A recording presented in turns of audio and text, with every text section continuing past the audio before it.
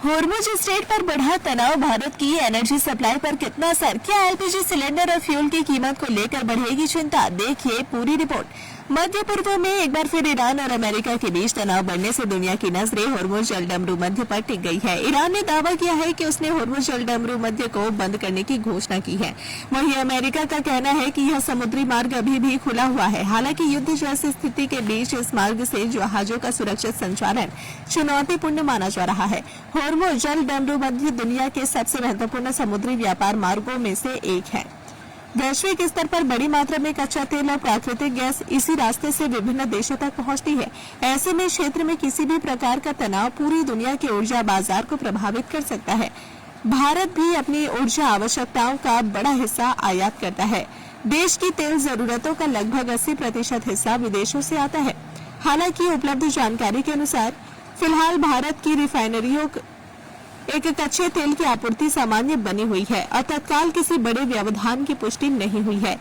विशेषज्ञों का मानना है कि पिछले कई वर्षों में भारत ने अपने कच्चे तेल के आयात के स्रोतों में विविधता लाई है।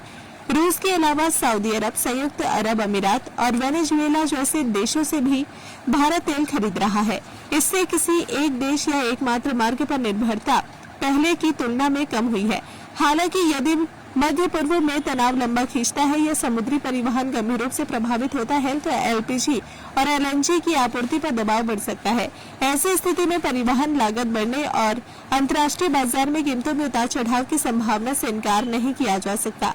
गौरतलब है कि इससे पहले भी ईरान और अमेरिका के बीच तनाव के दौरान भारत में एलपीजी की मांग अचानक बढ़ गई थी।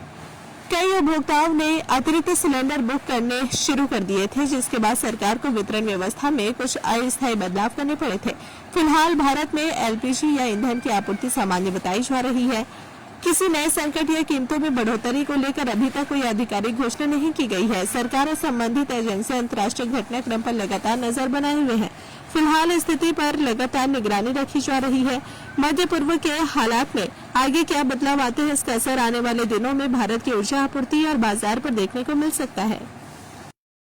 अगर आप अपने बिजनेस, शॉप, कंपनी या सर्विस को ज्यादा कस्टमर तक पहुंचाना चाहते हैं एडवर्टीजमेंट के जरिए, तो आप न्यूज टैग इंडिया और हालाती बंगाल से कांटेक्ट करें। फोन नंबर 9831060581 या फिर 8240148182 पर कॉल करें।